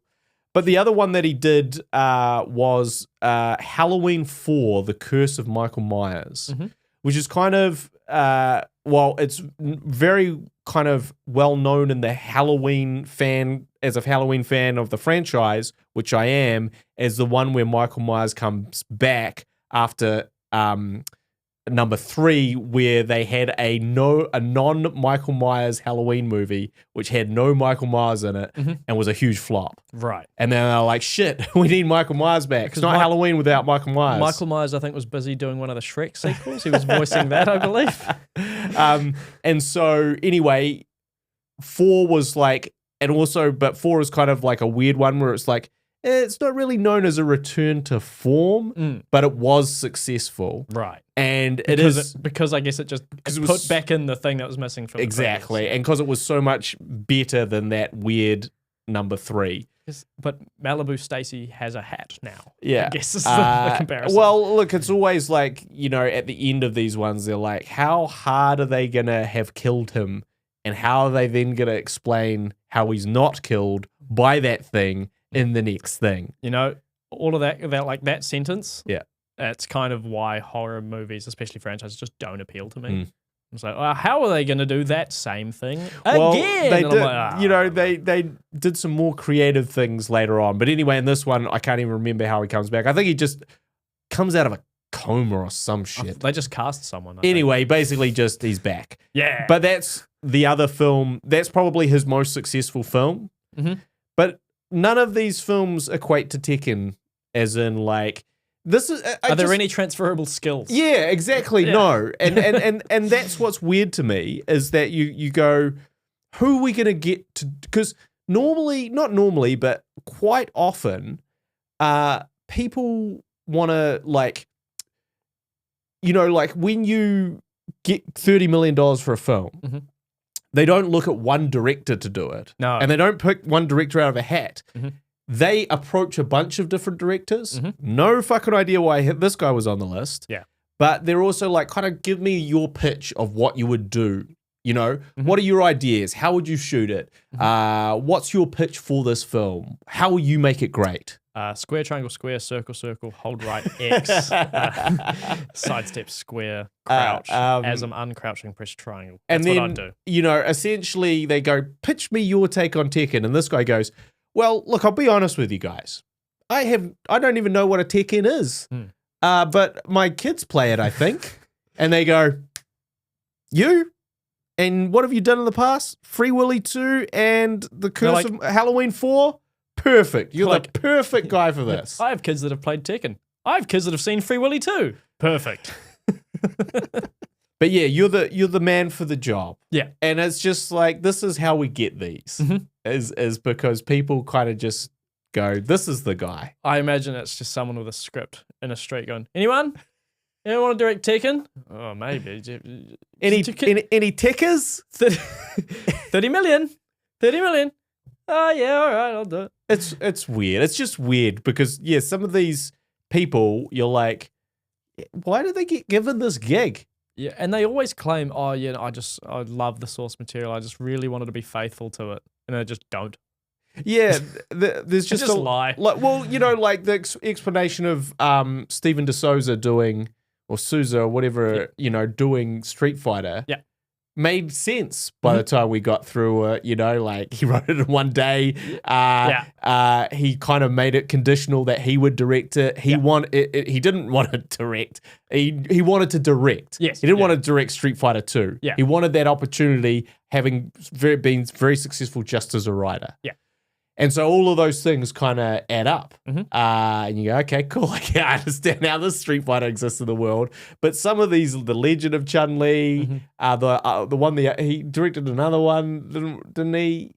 Not that I know of. I think those were but no, he didn't do. Oh, you mean the guy who directed the guy that Legend directed of Chun-Li. Legend of Chun-Li did another. Oh, Doom. He did Doom. Oh, that's right. Yes. You know, and Yeah, you're yeah. like, yeah, but how does this all add up? None of this makes sense. And then this guy, what have you done? Michael Myers, Free Willy, Tekken. Yeah, the Holy Trinity. It would make more sense if it was like Tekken 3, you know? Yeah. And they're like, oh, you're a guy that kind of revives franchises that are waning. Mm. You've done that successfully before. I mean, I guess it's, hey, you know how to revitalize something that's already got an established story. I mean, it's a stretch, but I mean, that's the best we're going to get of the conclusion of how the fuck this happened. It's a Dwight Little stretch. Yeah. So, you've given this movie a 10, but out of what? You gave The Legend of Chun-Li a 10 out of 1,300. Right. Oh, this is definitely a 10 out of 900 to me. 10 out of 900. Yeah. That is still quite a high number. So, better than House of the Dead, or at least your original score of it. Yeah. What did I give House of the Dead? 1,000. Ooh. Mm. I have to readjust my score, I'm Oh, afraid. yeah, well, we'll do it after, what are we reading? Episode 12. We'll do it after then. We have to reassess some of these. Yeah. Probably wouldn't have to do that too often once, but now that we've kind of got the groundwork, you know, we've established what can be a 10 out of 10,000 in some cases. I am going to give this one a 10 out of 40. I gave Super Mario Brothers, the original one, a 10 out of 50, and I'd sooner rewatch this. Really? Yeah, because like there's no scene in Super Mario Brothers where I'm like, yeah, I'll rewatch that. But this, like, I'd rewatch some of those fights. They're pretty cool. Yeah, they're cool. And I like Tekken more than I like Super Mario. Yeah. This is one that I did follow the casting of this. I remember like Right. Googling it And then And when you followed it, were you like, who the fuck are all these people? no, I went, oh, that's Shang Tsung. Right. Oh, that guy looks like Eddie. Right. That's about as much as I remember Yeah. being excited about. Yeah. And then, I forgot that movie existed. You go, oh, here, this is sitting in the back of the DVD store. It was on like a hard drive that someone had given me. It was like, Right. There's a bunch of movies. Yeah. That I've bought legally. And so I had it on this That I hard drive. bought, copied, and given to you legally. Yes, exactly. Off my mate Jack Sparrow. And I fell asleep watching it. Yeah. But I don't remember any of it. I don't remember the bit where I slept on. It was just Well, look, you know, I think this was less of a battle to get through than both Blood Rain. Yeah. Possibly Doom. Mm-hmm. You know. Okay, I would have given this a 43. Yeah. I'm retroactively doing this little bit now. I would have given it 43, but there were 3 kip-ups. So I'm giving it a 40. I actually thought of you because I saw a lot of kip-ups. Yeah. In fact, there were so many kip-ups that there started to be a kip-up and they cut away from the kip-up because they're like, we've seen that already. I counted that one. You call it Yeah, because I was like, wait. He kind of did He's an doing a off-screen. kip. Yeah, I was like, he started the kip-up. At least show him finish the full rotation. Yeah, I get another criticism of the editing of the fight scenes. Yeah. Terrible editing. Yeah. Terrible editing, terrible NPC dialogue from a lot of the people. Yeah, and just Terrible acting from the lead. Yep. Super handsome guy. Love to watch him fight. Like about as interesting as a sack of bricks. You know? what I'd do now to watch a sack of bricks. Oh. Like, yeah, like I was on board for him with the look. Yep. And him with the moves. Yep. But him bringing the acting aspect to it, not so much. Now we can move on to some recommendations. You gave us one earlier, which I'll Triple touch on again. Cheeseburger. Yep. So I've got a video or a channel, guy called Eric Jacobus or Jacobus, I'm not too sure. And he's done some videos where he goes through the move set of someone in Tekken and does them in real life to like some like punching bags and things like that. It's very That's cool. athletic. Yeah, it's pretty cool. Just like as like a Tekken nerd, just going yeah. oh shit, he did that combo. Yeah. Or he'll do one that you think, oh, how's he going to do that? Oh, fuck, Jesus Christ, this guy's athletic. He's done it. And he even takes the time to add in the little, like, the sound effects and, like, Nice. whether it hit low, mid, or high, Yep. which is just, like, an aspect of the mechanics of the game. And he's like, oh, yeah, doing this stuff's easy. It's the editing that's hard. Like, okay. If We know, my friend. We know. I could edit it and I could not do the moves. So Yeah. I'll It's just, weird. It's like Easy for him. I'm not sure what scale you're assessing this on as two editors here. yeah. And another channel that I've previously recommended, Mini Me, who likes to do deep dives on kind of oddly forgotten games, and this one is on a spin-off of Tekken called Death by Degrees, where the protagonist is Nina Williams. So you're going around as her being an assassin. And so he I vaguely remember that game. Yeah, I think that was another one where I was like, oh, cool, a spin-off game with Nina. I like Nina. She's pretty cool. Forgot about it. I understand it's quite terrible from what I recall. It's not great, but this guy's is pretty positive about a lot of the things he reviews, and he'll definitely be popping up again because he's got some weird forgotten spin-offs of video games that happen to get movies. Yeah. So yeah, those are the two recommendations. I'll definitely have more Tekken recommendations, but I didn't want to blow all the big ones on Tekken. This one when I there's think more we've got Tekkens to come. at least 3 more Tekkens to cover. Shit. Yeah. So, And Triple Cheeseburger from McDonald's. I was going to say, Buns. park yourself with a triple cheeseburger, make sure you ask the buns are steamed, and then sit down and watch some of these recommendations. Yeah, and just night equals sorted. Absolutely, just slightly make worse the day of that 18-year-old serving you going, oh yeah, this guy wants steamed buns. Look at this guy. Fucking hell. I think the way that you make, I think you'd only make the worse if you're rude to them. Oh, of course, yeah. If you're polite about it, that's something. Yeah. Don't be mean to people in hospitality. Fucking hell. They've got it bad enough. Trust me. Yeah. Speaking of bad enough, Yeah. I think it's time to spin the wheel. Alrighty.